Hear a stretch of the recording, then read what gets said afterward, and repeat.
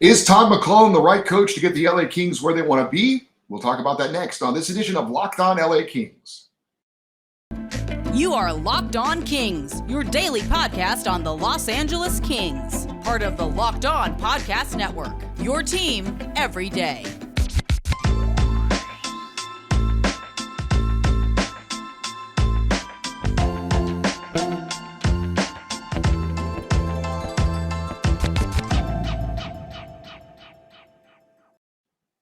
Hey, Kings fans, welcome to Locked On LA Kings, your team every day. Thanks for making Locked On LA Kings your first listen every day. We are free and available wherever you get your podcasts and on YouTube as well.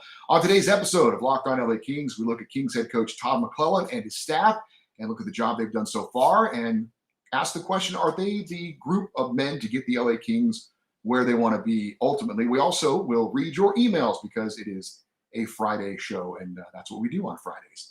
My name is Eddie Garcia. I am your host of Locked On LA Kings. I've worked in sports media for almost 30 years, and for the past 20 plus years, I've been at the Fox Sports Radio Network, where I've been a co-host, sidekick, reporter, and NHL analyst. I'm also co-host of the Puck Podcast, a weekly NHL review show that's put out content for the past 16 years, and of course, most importantly for you, a passionate LA Kings fan for over 30 years.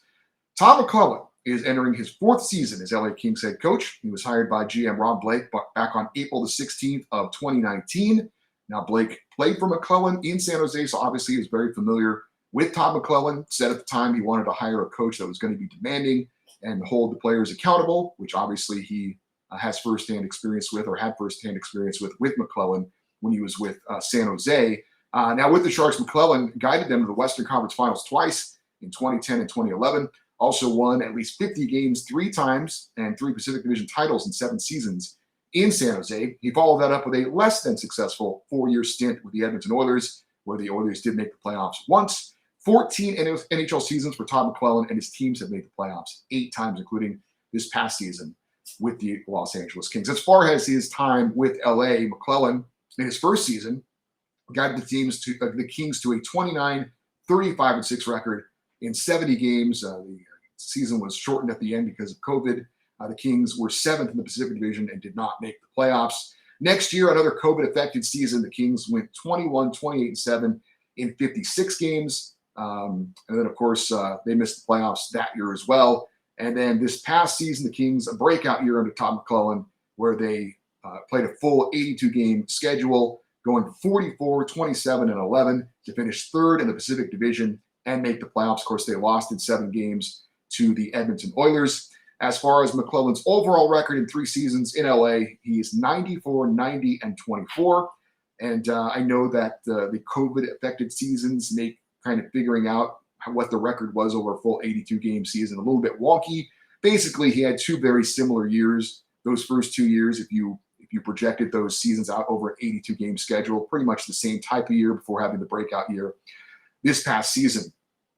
Now, Todd McLellan, as far as his style, a very defensive-oriented head coach. Like I said, when Rob Blake hired him, he said he wanted to make sure he brought in a head coach that was going to be demanding and hold the players accountable. And I think Todd McLellan certainly is that type of coach. As far as his structure and you know the type of team type of game he wants his team to play, I thought Drew Doughty had some pretty interesting comments in the exit interview this past season, when he was talking about how the younger players were able, because of injury, to kind of come in and pick up things so quickly. And he said basically that the style and the type of play that we're taught to play under Todd McLellan, it's a pretty basic, simple style. You know what your role is. You know what your responsibilities are. There's not a lot of gray area. There's not a lot of room for you to kind of freelance and do your own thing. It's very structured, and it makes it very easy for players to come into the lineup, whether it's being promoted from the minor leagues or being, coming in via a trade or whatever it is, to kind of pick up on that pretty quickly. So he said it was kind of, he credited the coaching staff with having a style that where you know what your responsibilities are pretty much all over the ice. As far as the type of motivator Todd McLellan is, I really loved what he had to say right after the Kings lost Game 7 in the playoffs to the Edmonton Oilers. And some people might have taken it as him being, I don't know, rough in some ways, and that maybe maybe some fans were like, man, that really sucked, but man, that was a great year. I really didn't expect that to happen. And look, I was one of those fans. I did not think the Kings were a playoff team last year. So I was pleasantly surprised. And even though I was obviously disappointed with the final result in the playoffs, there was a part of me that was kind of, all right, great. Now this is the start of good things to come. And I think that Todd McLellan had that in mind when he made his comments that he made right after the series ended with Edmonton and in the subsequent days when they had the exit interviews, and what he wanted the players to, what he wanted their mindset to be, and what he wanted them to take away from this season. I think he was happy with the progress they made under some difficult circumstances with a lot of injuries to some key players. He saw growth in a lot of players and guys that had career years. And there's certainly something to be taken away individually and as a team from last year that should be a positive. But a lot of the comments he had were right afterwards, it's about next year. Put this behind us and move on. And he said, all the people talked about us gaining experience and some of the younger guys getting experience. And he's like, that's all great. But if you don't turn that into something more, if it's not something that you build upon for the next year and take another step and then another step and another step, it doesn't really matter. You can't be satisfied with the improvement. There's still a lot of work to be done. There's still a lot that he wants this team to accomplish that they haven't accomplished yet. And as fans, I think we're all like, yeah, absolutely. I totally agree. But I thought it was very smart on his part to not wait to send that message. He wanted the players to feel that message, to hear that message immediately after the season ended. And I think it's absolutely the right message that there were a lot of very encouraging things that happened with the Kings individually and as a team from last season. But it doesn't mean anything if they don't build upon that for this year and to be a team that's in the playoffs consistently, to be a team that is going to challenge and have success in the playoffs consistently. That's the goal here with the LA Kings. And that was the message from Todd McLellan. And I thought it was absolutely the right message. And I think the players took it to heart. I think they're going to come into this season not feeling like, well, we've made it. We've accomplished something. I think that the feeling is with the team, and it comes from the coaching staff and Todd McLellan, that, okay, we've taken a step. We've proven what we can do. Now it's time to build on that. It's time to prove that that wasn't a fluke, that we weren't ahead of the curve, that this is where we should be. And now it's time to build on that. And again, I thought Todd McLellan's message was right on and what needed to be said. As far as the rest of the coaching staff, I did want to mention the assistants. Trent Yanni is coming back for his fourth season in LA to run the team's defense. He was also an assistant with McLellan for 2 years in San Jose and 1 year in Edmonton. So he's a guy that obviously Todd McLellan has a lot of faith in. Again, I think it spoke to the system the Kings implement and to Trent Yanni as well as the guy who runs the defensive core, that they were able to suffer major injuries last year and still able to play a very solid, responsible team defensive game. Obviously, Drew Doughty missing 43 games. Sean Walker only played 6 games last year. You had Mikey Anderson and Alex Edler missing significant time as well. So being able to incorporate those younger defensemen who didn't have much NHL experience, like Sean Dursey, like Jordan Spence, like Jacob Moverari, that's a credit to Todd McLellan and Trent Yanni and how they were able to handle the defensive core. The Kings were 7th in goals allowed last season, the best of any team in the Pacific Division. So that is obviously something that you want to maintain, if not improve upon, which would be great, but at least want to maintain that level. And you think with the depth they have defensively and hopefully with a healthy defensive core, that is something that they can absolutely do going into next season. The most intriguing assistant coach is a hire the Kings made in the offseason, and that is Jim Hiller joining the staff. He's going to run the team's forwards and in particular the team's underachieving power play. He comes from the New York Islanders. Last year, the Islanders were 12th in the NHL in their power play. The Kings, by the way, were 27th. So nowhere to go but up really for the LA Kings. And hopefully Jim Hiller is going to be a big part of that. I'm really excited to see what he implements as far as improving the Kings power play, because I think that's going to be a big part of the Kings' success for next season. If they can get that power play going, that would really, really help out, obviously, the offense and the team as a whole. So looking forward and excited to see what Jim Hiller brings in. Now, the opening for Jim Hiller came with a caveat, and that was the promotion/demotion of Kings assistant coach Marco Sturm. And Marco Sturm originally was on the staff of John Stevens. He was the only coach that was a holdover when Todd McLellan came in. And I think in part, and this is just my opinion and what I hear around the organization, is that the organization holds Marco Sturm in pretty high esteem. He was kind of targeted as someone that they felt had head coaching potential at some point. Now, the power play under Marco Sturm didn't get it done last year. So what could the Kings do to improve the power play this coming year and beyond, and also get Marco Sturm head coaching experience? Because again, he is a guy that is valued in the organization. And they made a great move in deciding to get Marco Sturm head coaching experience at the AHL level. He's now the new head coach of the Ontario Reign. Yes, he's taking a step down from the NHL to the AHL, but I think it's a positive spin in that, you bring in someone like Jim Hiller to help the Kings now and the power play, and you also get Marco Sturm head coaching experience at a lower level. I think it's actually a win-win for Sturm and for the LA Kings. So I thought a great decision by Rob Blake, Luke Robitaille, and the front office of the Kings too. They want to keep Marco Sturm. They still have a lot of belief that he's a guy who could be a head coach someday, but also they needed to improve the team now and the power play. And so I thought it was a very shrewd move on the part of the Kings to make that move. Also wanted to mention Bill Ranford is coming back for his 16th season as the Kings goaltending coach. I had no idea he'd been with them for that long. Just for an example, when Bill Ranford came on as the Kings goaltending coach, he was working with Matthew Guerin, Dan Cloutier, and Sean Burke. That was the three-headed monster in net for the Kings back in 2006, 2007. So he has definitely been around the block. He's been here, obviously, for Jonathan Quick's entire run with Quick and a couple other goaltenders, Martin Jones and Jonathan Bernier back in the day.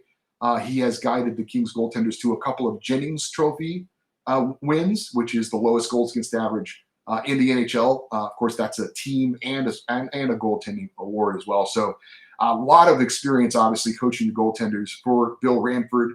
And, he has his work cut out for him in some respects with Cal Peterson. I know I bring him up a lot. I know it probably seems like I don't like Cal Peterson. That's not true. I just think they've made an investment in him, and he needs to produce more. He needs to show the LA Kings that he is the future in net short term, maybe the future in net next season. We don't know how things are going to work out, but he has to step up. And hopefully Bill Ranford is the man to get Cal Peterson going in the right direction so he can at least prove that at some point he is going to be capable of taking over the number one job with the LA Kings, because, of course, Cal Peterson is signed for the next 3 seasons. So overall, looking at the coaching staff, I honestly feel pretty good about the coaching staff, that this is the group, and Todd McLellan is the guy that can get the Kings to where they want to go. Now, Todd McLellan has a lot of head coaching experience, and he hasn't won a Stanley Cup yet, but he has won a cup as an assistant. You might remember that he was an assistant coach back in Detroit under Mike Babcock when the Red Wings won the Stanley Cup back in the 2007-2008 season. So he has been a coach at the NHL level who has helped to guide a team to the Stanley Cup. I like the messages that he's been sending. I like that he is a demanding coach. Again, maybe you can critique some of his coaching style a little bit, but again, he's a very defensive, responsible coach. I think that does work into a lot of the Kings' strengths and identity. And now that they've added some offensive pieces like Kevin Fiala, hopefully be a little bit healthier, I think we could see the Kings take a next step. And I do think ultimately that Todd McLellan is a guy that can get the Kings where they want to be, which is once again winning a Stanley Cup title. If you agree or disagree, have any thoughts, you can always send me an email. The email address is lockedoneddie@gmail.com, EDDIE, lockedoneddie@gmail.com. If you'd like to place a wager on the LA Kings to win the Stanley Cup next season, betonline.net is the fastest and easiest way to check in on all your betting needs. Find all your favorite sports and events at the #1 online source for odds, lines, and games. Find reviews and news of every league, including Major League Baseball, combat sports, esports, and even golf. Go to BetOnline or use your mobile device to learn more about the action happening today. That is BetOnline, where the game starts.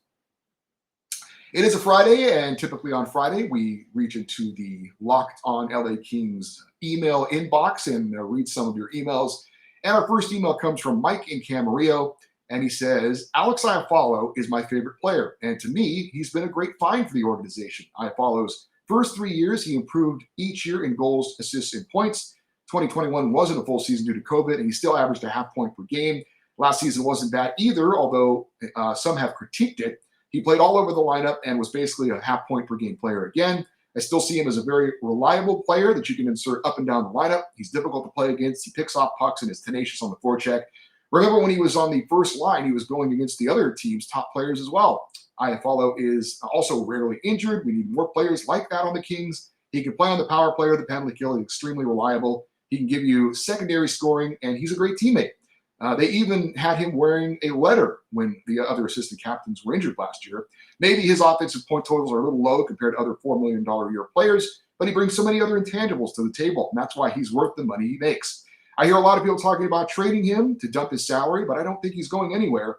I don't think Iafallo has reached his offensive ceiling yet, and I am predicting he scores over 50 points next season. So that is from Mike in Camarillo. And I know, Mike, I've talked about that as well, that it is possible that Alex Iafallo could be a trade piece. And honestly, for me, it's not because I think of him as a player who can't contribute to success for the LA Kings. I just think he was put in a difficult situation through no fault of his own to play on the top line pretty much all season long last year with Andre Kopitar, Adrian Kempe. And to me, he just proved that he's not a top line player. And that doesn't mean he's not a valuable member of the team.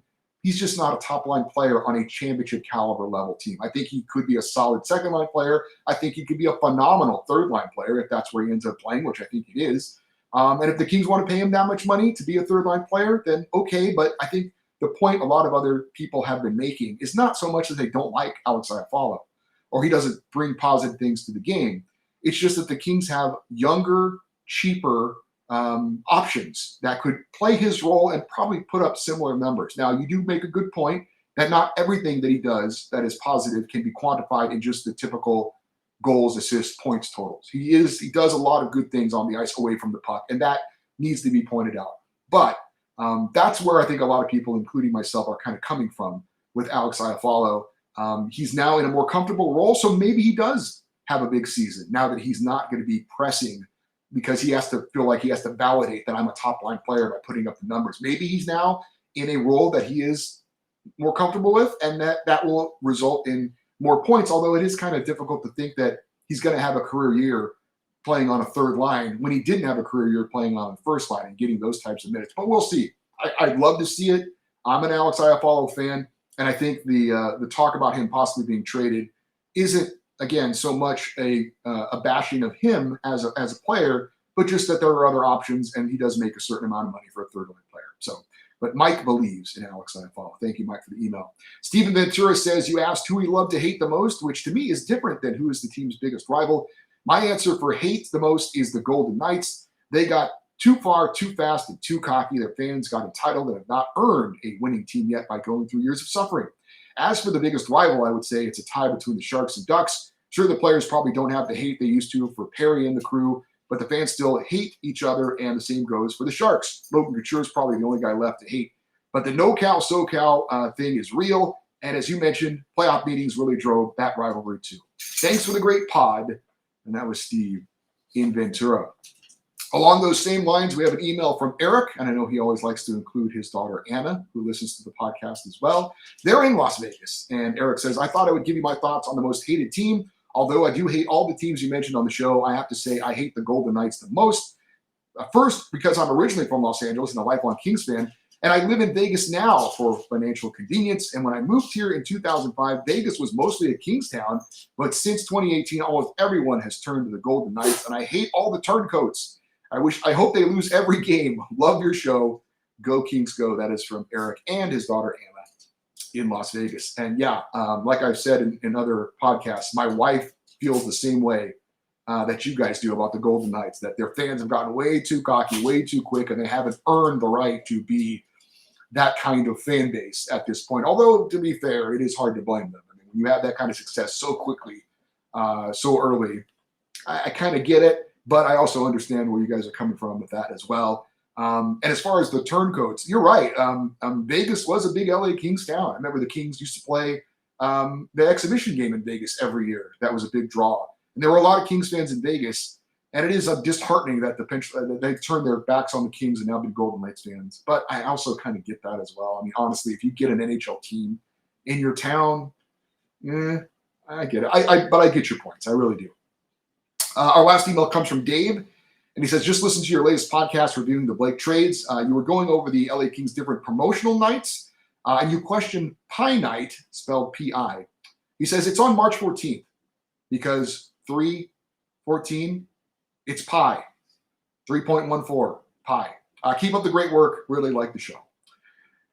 Dave, I kind of thought that's what it was. I will admit that math is my kryptonite. It's not something that I've ever been really excited about. So, Pie Night is not an appeal for me at all. It's also a little bit too cute for my taste as far as a night. I would much prefer Pie Night, P-I-E, personally. But yes, the Kings are going for kind of a joke there. And I guess the joke was on me for not fully understanding it, but I figured that's what it was kind of alluding to. I was kind of trying to be funny. But I would sincerely prefer Pie Night, P-I-E, but that's just me. Hey, just a reminder that the Locked On NHL channel is a podcast that has you covered for all of your league-wide NHL talk with a rotating cast of local hosts from Locked On NHL's channel, breaking down the biggest stories in hockey 5 days a week. Subscribe for free on your favorite podcast app or on YouTube. Quick update on the World Junior Championships. LA Kings prospect Helge Grans and Team Sweden rolled over Austria 6-0 earlier today to improve to 2-0 in the tournament. Grans picked up another assist, his second of the tournament. He is a second-round pick of the Kings in 2020. No Kings prospects are going to be in action on Saturday, but on Sunday, all three of the Kings prospects that are in the World Junior Championships will be taking the ice, including Team Finland, with prospects Kasper Simontavo and Samuel Helenius. And Finland is playing at 11 a.m. Pacific time, and Sweden will take the ice at 7 p.m. against the United States. So if you check that out, it's on the NHL Network. They're broadcasting all the games from the World Junior Championships, as well as streaming on Fubo TV and Sling TV as well.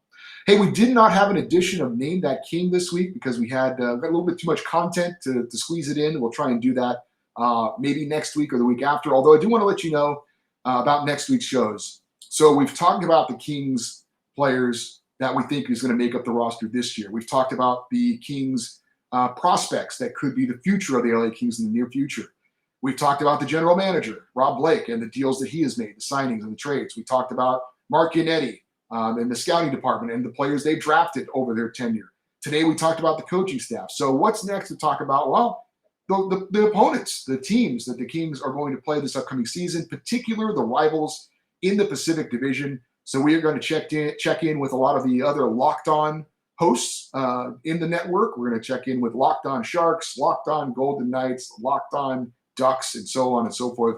I have some special interviews for you on next week's show and talk about what they think about the LA Kings, maybe if they think the Kings are their biggest rival, and obviously get you updated on what those teams have done in the offseason and what they're expected to do this upcoming season as opponents for the Los Angeles Kings. To keep up to date on this show and everything going on with the LA Kings, please follow us on Twitter. We are at Locked On LA Kings. If you'd like to send me an email with any comments about things I've talked about on the show or anything that's on your mind involving the LA Kings, we have the email address lockedoneddie@gmail.com, EDDIE, lockedoneddie@gmail.com. Hey, thanks so much for making Locked On LA Kings your first listen every day. Now make your second listen Locked On NHL. Locked On experts give you a daily 30-minute podcast of all things NHL all year long. Stay up to date on everything in the hockey world. Locked On NHL, your daily 30-minute NHL podcast. Again, thank you so much for listening to Locked On LA Kings. Hope you have a great weekend. I'm Eddie Garcia reminding you, as always, go Kings go.